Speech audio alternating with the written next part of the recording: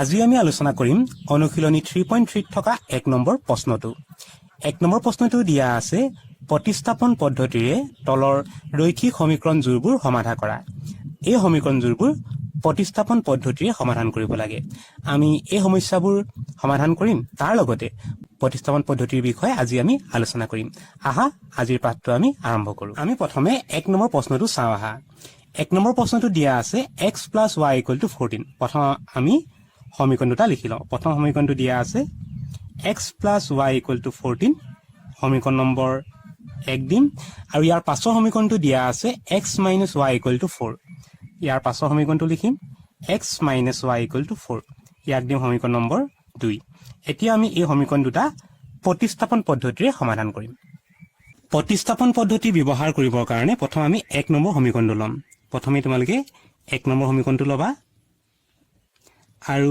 এই 1 নম্বৰ যেটো সমীকৰণ আছে সমীকৰণটো এবাৰ পাতি লম। সমীকৰণটো হয় x + y = 14। আমি এই সমীকৰণৰ পৰা x ৰ মানটো উলিয়াই লম। x ৰ মান উলিয়াই লম। x ৰ মান উলিয়াবৰ কাৰণে আমি y টো পঠিয়াব লাগিব সোঁফালে। y টো যদি সোঁফালে পঠিওৱা তেতিয়া হলে বাওঁফালে থাকিব x আৰু সোঁফালে হ'ব 14 + y টো যেতিয়া আমি পক্ষটো সলনি কৰিম সোঁফালে অনাৰ লগে লগে এইটো হ'ব -y। এইটো হ'ব সমীকৰণ নম্বৰ 3। আকবাৰ চাই লোৱা। 1 নম্বৰ যেটো সমীকৰণ আছে 1 নম্বৰ সমীকৰণৰ পৰা আমি x ৰ মানটো উলিয়াই ললো। x ৰ মান উলিয়াবৰ কাৰণে আমি y টো লৈ গলো সোঁফালে, আৰু ইয়াত আছে +y আৰু সোঁফালে নিয়াৰ লগে লগে হৈ গল -y। এতিয়া 3 নম্বৰত আমি যেটো x ৰ মান পালো এই x ৰ মানটো বহুৱাব লাগিব 2 নং সমীকৰণত। আমি লিখিম x ৰ এই মান 2ত বহুৱাই আমি 2 নম্বৰ সমীকৰণত বহুৱাব লাগিব। প্ৰথমে আমি সমীকৰণটো পাতি লম। 2 নম্বৰ সমীকৰণটো দিয়া আছে x - y = 4। আমি ইয়াতে x ৰ মান বহাব লাগিব। x মানে হৈছে 14 - y। এতিয়া আমি x ৰ ঠাইত আমি 3 ৰ পৰা x ৰ মানটো বহুৱাই দিম। 14 - y = 4। ইয়াত আমি কি কৰিলো আকৌ চাই লোৱা। 2 নম্বৰ যেটো সমীকৰণ আছিলে ইয়াত মাত্ৰ আমি x ৰ মানটো বহাইছো। x ৰ মানটো হয় 14 - y, গতিকে আমি x ৰ ঠাইত লিখি দিলো 14 - y, তাৰ লগত আছে -y = 4। এতিয়া আমি এই যেটো ব্ৰেকেট চিন আছে ব্ৰেকেট চিনটো আঁতৰাই দিম। তেতিয়া হলে হ'ব 14 - y = 4। এই সমীকৰণত x টো নোহোৱা হৈ গল, আমি পাই গলো মাত্ৰ y। এতিয়া আমি এই 14টো নিব লাগিব সোঁফালে। তেতিয়া হলে বাওঁফালে থাকি যাব -y = 4 +2 নিয়াৰ কাৰণে হ'ব -14। এতিয়া চাওঁ -y আৰু -y লগ লগালে হ'ব -2y = 4 - 14 কৰিলে হ'ব -10। এতিয়া আমি দেখিলো এটো মাইনাস আছে, দুইফালে মাইনাস আছে, গতিকে মাইনাস চিন কেইটা আমি আঁতৰাই দিলো। ইয়াৰ পৰা y মান লাগে। y মান পাবৰ কাৰণে y লগত যেটো 2 আছে 2টো নিব লাগিব সোঁফালে, আৰু 2টো যেতিয়া সোঁফালে নিবা ইয়াত আছে পূৰণ, ইফালে নিলে যাব তললৈ হৰণ হ'ব। 2 এ 10 কাটি দিব পাৰি, 2 এ 10 কাটিব পাৰিবা 5 বাৰ। তেতিয়া হলে y ৰ মানটো হ'ব 5। গতিকে আমি y ৰ মানটো পাই গলো। y ৰ মানটো হয় 5। এতিয়া আমি এই যেটো y ৰ মান পালো y ৰ মানটো বহুৱাই দিম সমীকৰণ নম্বৰ 3ত।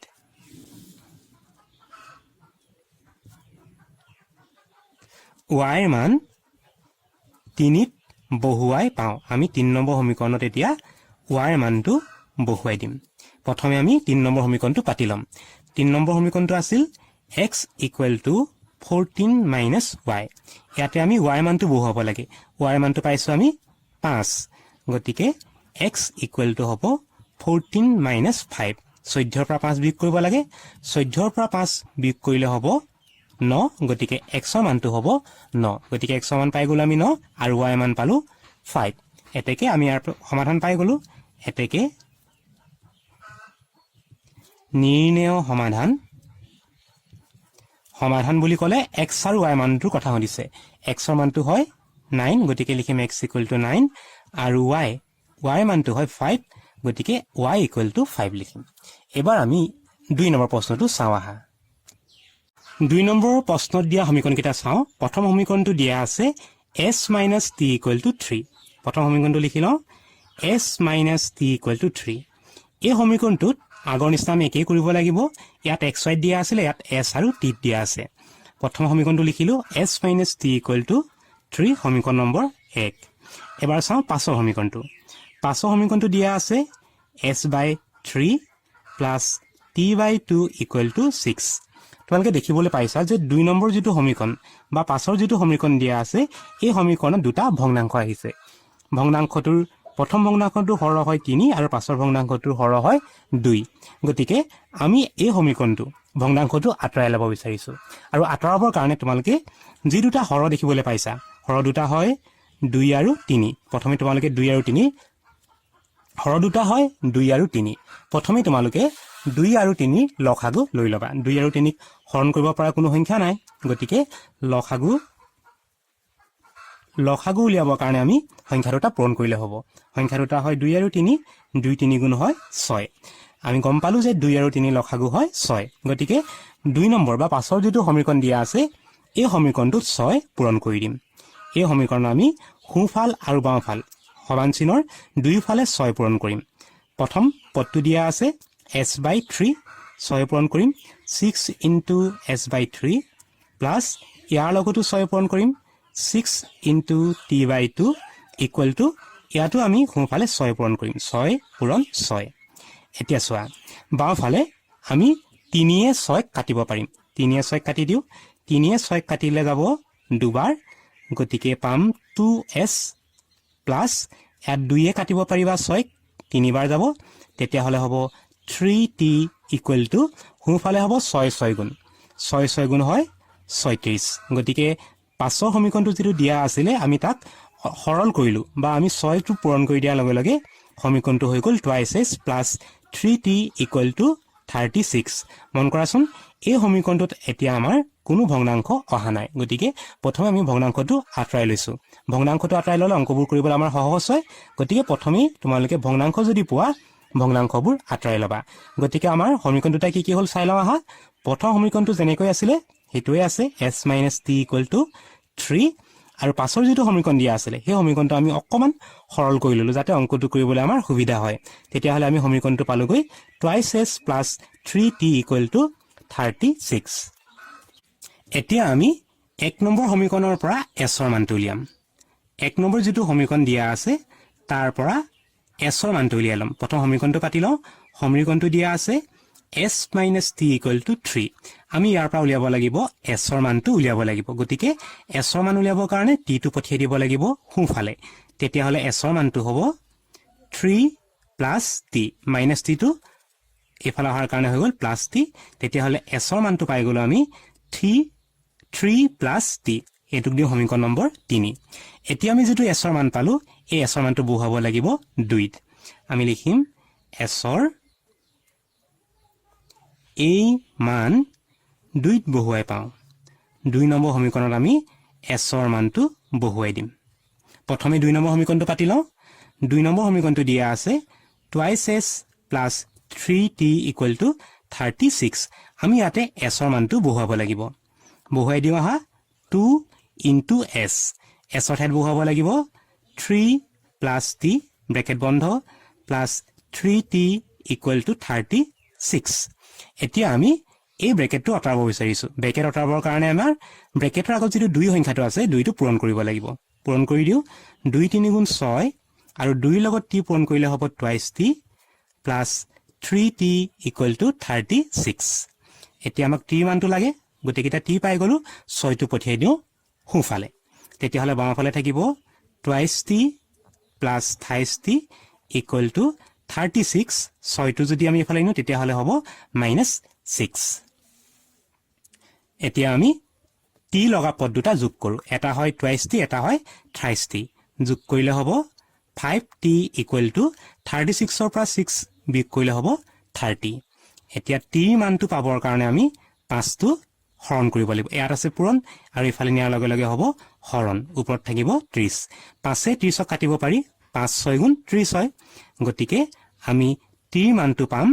6 গতিকে আমি t মানটো 6 পাই গলো এতিয়া আমাক লাগে s ৰ মান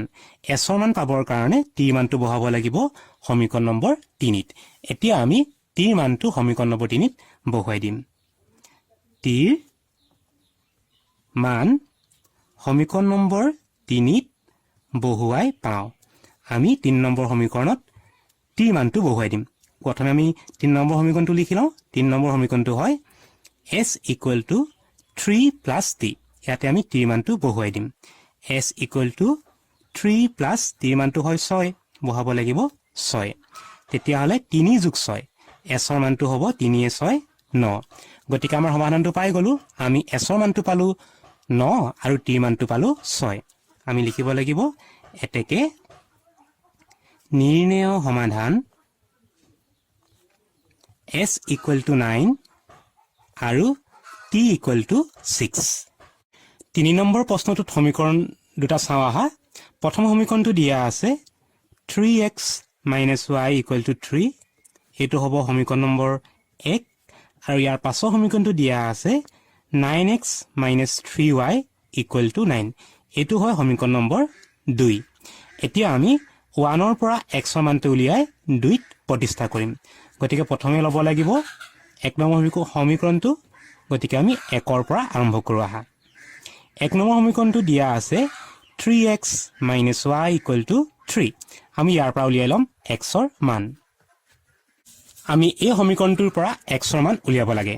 প্ৰথমে x ৰ মান উলিয়াবৰ কাৰণে প্ৰথম y টো নিম সোঁফালে তেতিয়া হলে হ'ব 3x = 3 + y আৰু x ৰ মান উলিয়াবৰ কাৰণে আমি x ৰ লগত যেটো 3 আছে 3 টো পঠাব লাগিব সোঁফালে x ৰ লগত 3 টো পূৰণ হৈ আছে এফালে গলে হৰণ হ'ব বা ভগ্নাংশত লিখিব লাগিব তলত থাকিব 3 আৰু ওপৰত থাকিব 3 + y ইয়াক দিম সমীকৰণ নম্বৰ 3 এতিয়া সমীকৰণ নম্বৰ 3 যেটো x ৰ মান পালো এই মানটো বহাব লাগিব সমীকৰণ নম্বৰ 2 ত আমি লিখিম 3 ৰ পৰা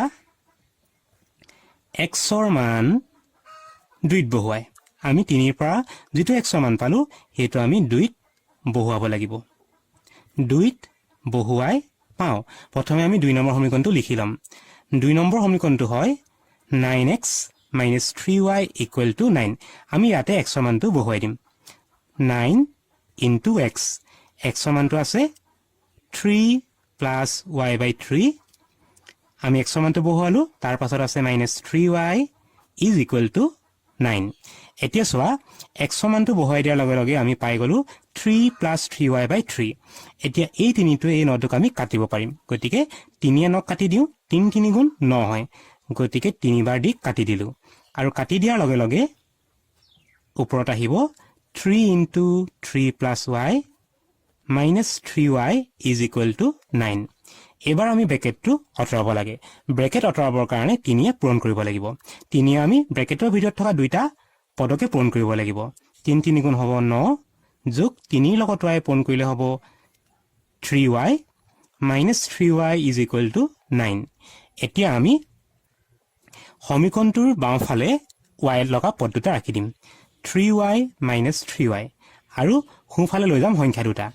9 এই +9 টো ইফালে নিম তেতিয়া হলে হ'ব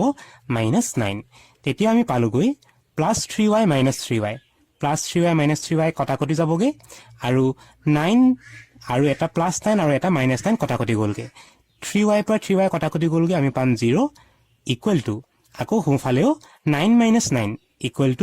0 হৈ গল আমি গতিকে সমীকৰণটো সমাধান কৰি দেখিলোগে যে 0 = 0 পালো আৰু যিবোৰ সমীকৰণৰ ক্ষেত্ৰত তোমালকে সমান চিহ্নৰ দুইফালে 0 পাবা সেই সমীকৰণবোৰৰ অসীম সংখ্যক সমাধান থাকিব গতিকে আমাক যিবোৰ সমীকৰণ দিয়া আছিল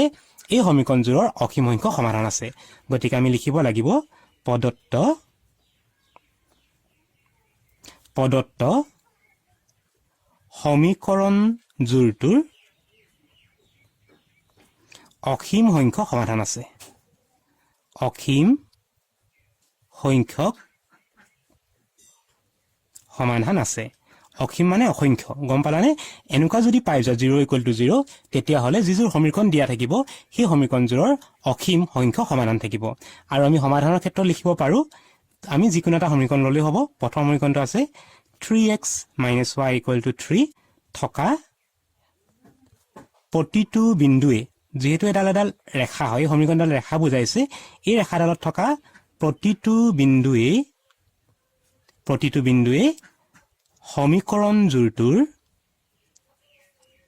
সমীকৰণ জোৰটোৰ সমাধান হ'ব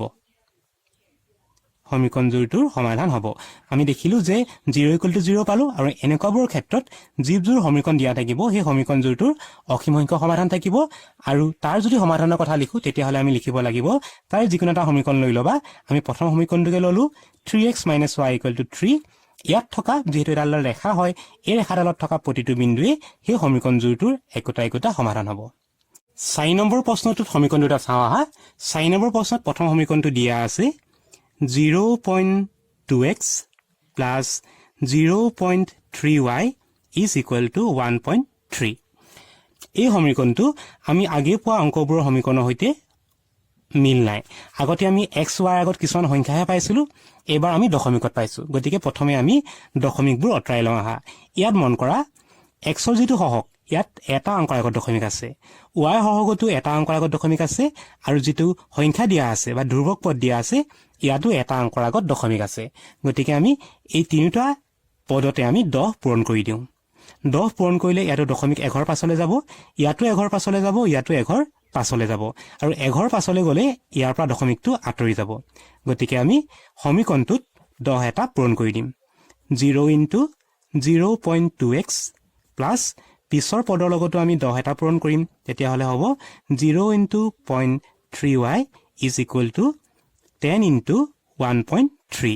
আৰু 10 পূৰণ কৰাৰ লগে লগে দশমিকবোৰ 1 পাছলৈ যাব ইয়াত 2 ৰ আগত দশমিক আছিল এতিয়া দশমিকটো যাব 2 ৰ পাছলৈ তেতিয়া হলে হ'ব twice x ঠিক এই একে ধৰণে দশমিক 1 পাছলৈ গলে পাম আমি 3y is equal to ইয়াতো দশমিক 1 পাছলৈ যাব তেতিয়া হলে হ'ব 13 ইয়াক দিম আমি সমীকৰণ নম্বৰ 1 ঠিক একে ধৰণে আমি যেটো পিছৰ সমীকৰণ আছে পিছৰ সমীকৰণটো লিখো পিছৰ সমীকৰণটো দিয়া আছে 0.4x plus 0.5y is equal to 2.3 ইয়াতো আটাইকেইটা পদতে এটা অংকৰ আগত দশমিক আছে গতিকে আমি 10 পূৰণ কৰো প্ৰথমটো হ'ব 10 * 0.4x plus 10 * 0.5y is equal to 10 * 2.3 আৰু 10 পূৰণ কৰাৰ লগে লগে দশমিকবোৰ 1 পাছলৈ যাব ইয়াত 1 পাছলৈ পঠালে x লগা পদটো হ'ব 4x ইয়াত দশমিকটো 1 পাছলৈ নিলে y লগা পদটো হ'ব 5y ইয়াত দশমিকটো 1 পাছলৈ নিলে সংখ্যাটো হ'ব 23 এটো হ'ব সমীকৰণ নম্বৰ 2 আমি যি দুটা সমীকৰণ দিয়া আছিল সেই সমীকৰণ দুটাৰ লগত 10 পূৰণ কৰাৰ লগে লগে প্ৰথম সমীকৰণটো হৈ গল twice x plus 3y = 13 সমীকৰণ নম্বৰ 1 দিলো আৰু পিছৰ যেটো সমীকৰণ দিয়া আছিল এই সমীকৰণৰ লগত 10 পূৰণ কৰাৰ লগে লগে সমীকৰণটো হৈ গল 4x plus 5y is equal to 23 এতিয়া আমি 1 নম্বৰ সমীকৰণৰ পৰা x মান উলিয়াই 2ত বহাব লাগে গতিকে প্ৰথমে আমি 1 নম্বৰ সমীকৰণটো লিখি লওঁ আহা গতিকে আমি লিখি লম 1 ৰ পৰা পাওঁ প্ৰথমে আমি 1 নম্বৰ সমীকৰণটো লিখি লম 1 নম্বৰ সমীকৰণটো দিয়া আছে 2x plus 3y is equal to 13 আমি ইয়াৰ পৰা উলিয়াব লাগে x ৰ মান উলিয়াবৰ কাৰণে আমি y টো নিব লাগিব সোঁফালে তেতিয়া হলে হ'ব twice x equal to 13 minus 3y আৰু x মান উলিয়াবৰ কাৰণে 2 টো নিব লাগিব সোঁফালে আৰু সোঁফালে যদি নিও তেতিয়া হলে ভগ্নাংশত হ'ব 2 যাব তললে ওপৰত থাকিব 13 minus 3y আৰু ইয়াক দিম সমীকৰণ নম্বৰ 3 এতিয়া আমি যেটো x মান পালো 3 নম্বৰ সমীকৰণত যেটো x মান পালো এই x মানটো বহাব লাগিব 2ত গতিকে আমি লিখিম x ৰ এই মান 2ত বহুৱাই পাওঁ x ৰ মানটো আমি 2ত বহুৱাই দিওঁ প্ৰথমে 2 নম্বৰ সমীকৰণটো পাতি লওঁ সমীকৰণটো দিয়া আছে 4x plus 5y is equal to 23 আমি ইয়াতে x মানটো বহুৱাই দিম x মানটো যদি বহুৱা তেতিয়া হলে হ'ব 4 * 13 minus 3y by 2 plus 5y is equal to 23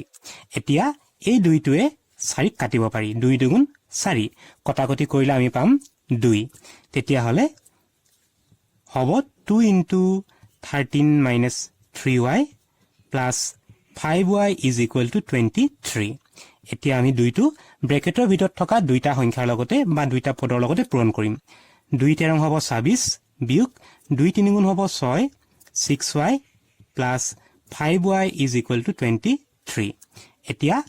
y লগা পদকিটা বাওঁফালে ৰাখিম বাওঁফালে ৰাখিলে পাম -6y plus 5y is equal to 23 26 টো লৈ যাম সোঁফালে তেতিয়াহ'লে হ'ব -26 এতিয়া আমি এই দুটা চাওঁ সংখ্যা দুটা y লগা পদ দুটাত এটাত আছে মাইনাছ এটাত আছে প্লাছ গতিকে সংখ্যা দুটা বিয়োগ কৰিব লাগিব বিয়োগ কৰিলে হ'ব -y = 23 - 26 কৰিলে হ'ব -3 মাইনাছ মাইনাছ কাটি দিম তেতিয়াহ'লে y মানটো হ'ব 3 গতিকে আমি সমাধান কৰি y মানটো পালো 3 এতিয়া আমি y মানটো বহাব লাগিব 3ত 3ত বহাই দিলে আমি x ৰ মানটো পাই যাম গতিকে আমি এবাৰ y মানটো 3ত বহাই দিওঁ y ৰ মান 3ত বহুৱাই y = 3 আছিলে এই 3 মানটো বহাব লাগিব সমীকৰণ নম্বৰ 3ত তেতিয়াহ'লে হ'ব 3 নম্বৰ সমীকৰণটো প্ৰথম পাতি লওঁ x = 13 - 3y/2 আমি ইয়াতে y মানটো বহুৱাম y মানটো হয় 3 আমি বহুৱাই দিওঁ আহা তেতিয়াহ'লে হ'ব 13 - 3 × 3/2 এতিয়া হ'ব 13 - 3 3 গুণ 9 তলত আহিব 2 13 ৰ পৰা 9 বিয়োগ কৰিলে হ'ব 4 4/2 2 এ 4 কাটিব পাৰি 2 এ 4 কাটিব পাৰি দুবাৰ তেতিয়াহ'লে y মানটো হ'ব 2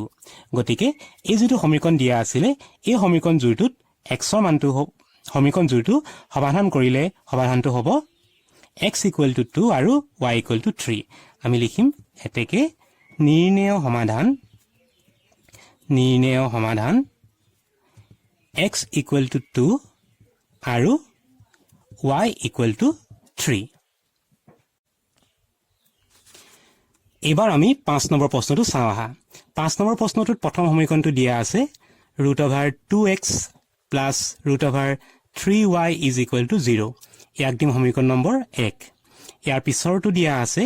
√3x - √8y = 0 ইয়াক দিম সমীকৰণ নম্বৰ 2 আৰু এতিয়া প্ৰতিস্থাপন কৰিবৰ কাৰণে আমি 1 নম্বৰ সমীকৰণৰ পৰা x ৰ মানটো উলিয়াই লওঁ আহা 1 ৰ পৰা আমি 1 নম্বৰ সমীকৰণটো লৈ লওঁ 1 নম্বৰ সমীকৰণটো হয় √2x + √3y = 0 আমি ইয়াৰ পৰা উলিয়াই লওঁ আহা x ৰ মানটো x ৰ মান উলিয়াবৰ কাৰণে প্ৰথম y টো নিব লাগিব সোঁফালে তেতিয়াহ'লে হ'ব √2x = -√3y আৰু x ৰ মান পাবৰ কাৰণে x ৰ লগত থকা √2 টো নিব লাগিব সোঁফালে আৰু সোঁফালে যদি নিও তেতিয়াহ'লে এটো হ'ব ভগ্নাংশৰ ওপৰত থাকিব -√3y আৰু তলত থাকিব √2 ইয়াক দিম সমীকৰণ নম্বৰ 3 এতিয়া এই x ৰ মানটো বহাব লাগিব সমীকৰণ নম্বৰ 2ত আমি 1 নম্বৰ সমীকৰণৰ পৰা x ৰ মানটো উলিয়াই ললো আৰু এটো বহাই দিও আহা 2 নম্বৰ সমীকৰণত তেতিয়াহ'লে আমি লিখিম x ৰ মান 2ত বহুৱাই পাওঁ 2 নম্বৰ যেটো সমীকৰণ আছে তাত আমি x ৰ মানটো বহুৱাই দিম প্ৰথমে সমীকৰণটো পাতি লওঁ সমীকৰণটো দিয়া আছে √3x - √8y = 0 আমি ইয়াতে x ৰ মানটো বহুৱাই দিম প্ৰথমে আছে √3.x x ৰ মানটো লিখিব লাগিব -√3y/√2 -√8y = 0 এতিয়া চোৱা আমি এই দুটা পূৰণ কৰি লওঁ ভগ্নাংশৰ ক্ষেত্ৰত পূৰণ কৰিবলৈ সদায় আমি লবৰ লগত লব পূৰণ কৰিব লাগিব আৰু লবৰ লগত লব যদি পূৰণ কৰো √3 লগত √3 পূৰণ হ'ব √3 লগত √3 পূৰণ হ'ব আৰু √3 দুটা যদি পূৰণ কৰো তেতিয়াহ'লে √3 চিনটো আঁতৰি যাব পূৰণফলটো হ'ব 3 গতিকে ওপৰত আহিব 3y এটা মাইনাস চিন আছে গতিকে মাইনাস চিনটো থাকিব -3y তলত আছে √2 -√8y = 0 এতিয়া আমি এটা ভগ্নাংশ পালো আৰু ভগ্নাংশটো হৰ হয় √2 এতিয়া আমি √2 টো আমি আটাইকিটাৰ লগতে পূৰণ কৰি দিও আহা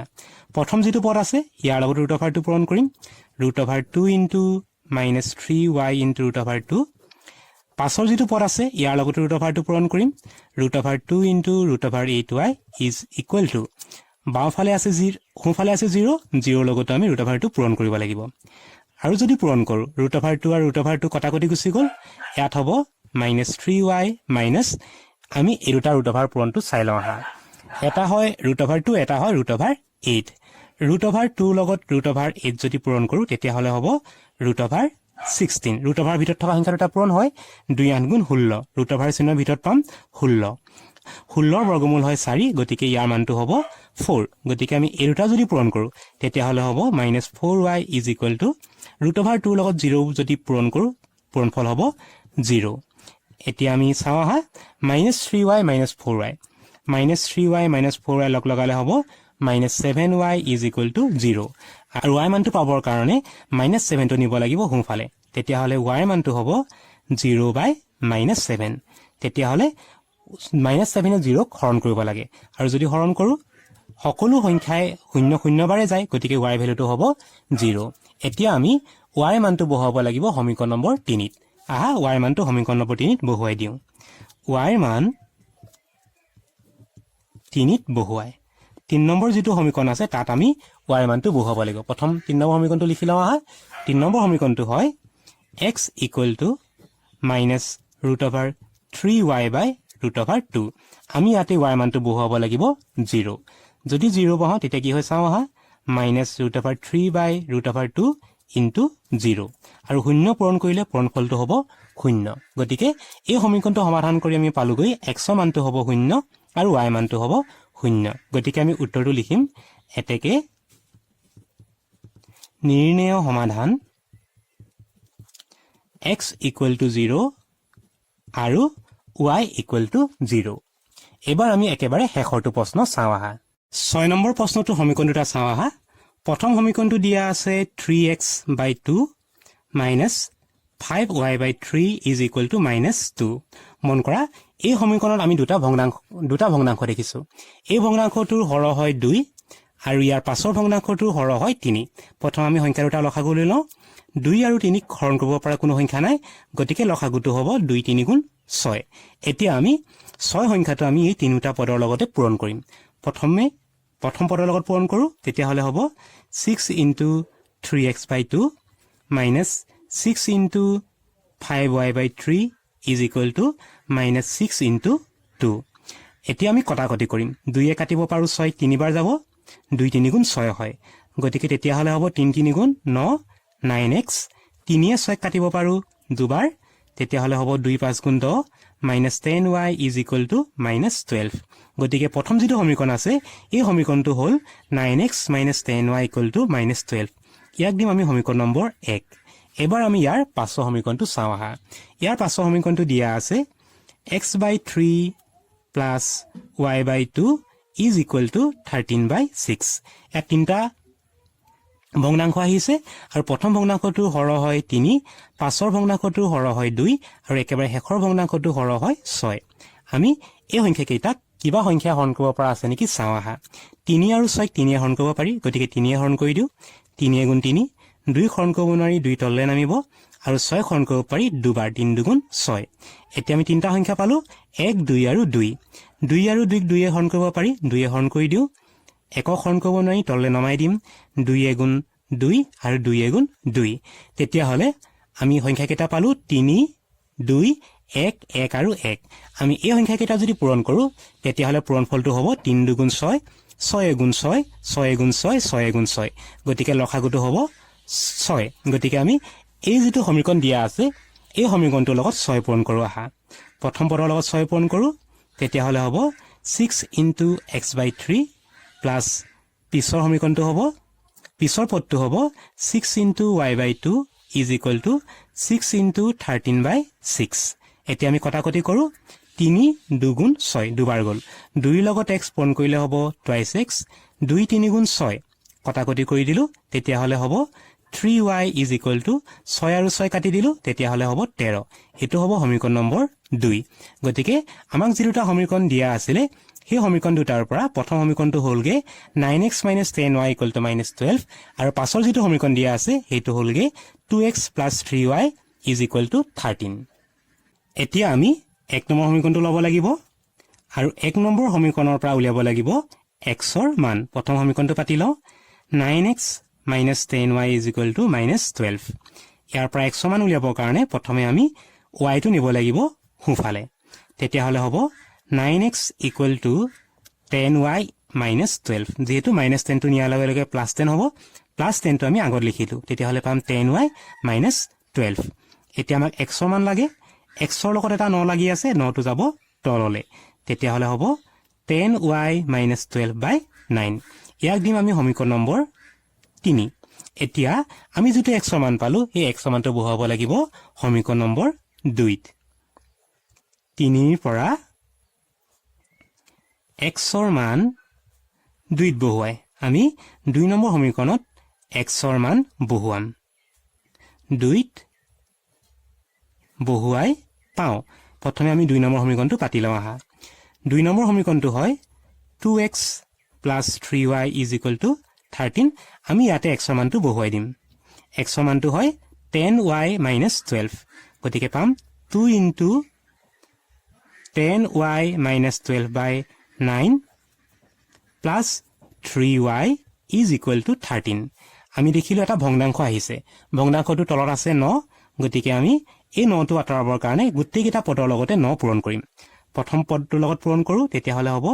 9 into তলত আহিব 9 ওপৰত হ'ব 2 into 10 minus 12 plus এটো পদৰ লগত 9 পূৰণ কৰিম 9 into 3y is equal to 9 into 13 এতিয়া আমি কটাকটি কৰো আহা 9 আৰু 9 কটাকটি কৰি দিলো তেতিয়া হলে ওপৰত থাকিলে 2 into 10y minus 12 আমি 2টো পূৰণ কৰিলো আহা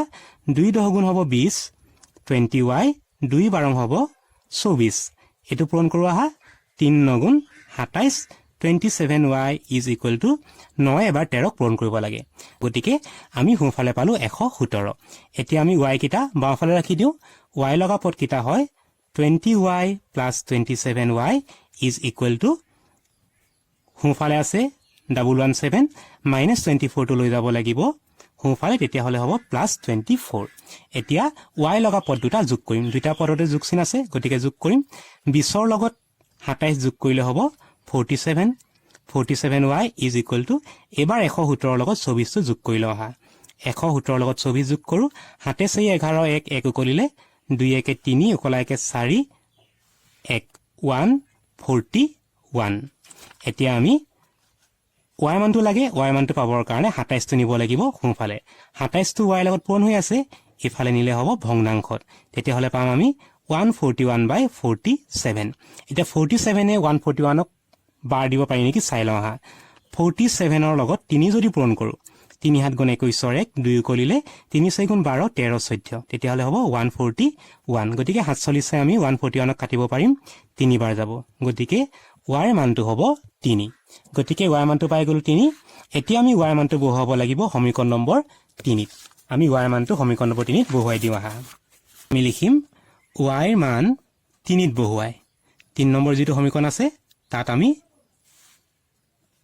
বহুৱাব লাগিব প্ৰথমে আমি 3 নম্বৰ সমীকৰণটো পাতি লওঁ আহা 3 নম্বৰ সমীকৰণটো হয় x equal to 10y minus 12 আমি লিখি লওঁ আহা x equal to 10y minus 12 আৰু ভগ্নাংশটো তলত আহে 9 গতিকে তলত লিখিব লাগিব 9 এতিয়া আমি ইয়াতে y মান বহুৱাম y মানটো পালো আমি 3 গতিকে হ'ব 10 into 3 minus 12 by 9 পূৰণ কৰো আহা 3 10 গুণ 30 বিয়োগ 12 তলত আহিব 9 এতিয়া 30 ৰ পৰা 12 বিয়োগ কৰিব লাগে 30 ৰ পৰা 12 বিয়োগ কৰো ধাৰ কৰিব লাগিব তেতিয়া হলে হ'ব 18 গতিকে ভগ্নাংশটো ওপৰত পাম 18 আৰু তলত আহিব 9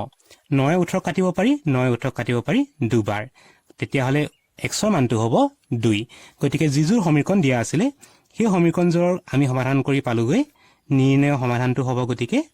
নিৰ্ণয় সমাধান x ৰ মান পালো 2 গতিকে x ৰ ভ্যালুটো হ'ব 2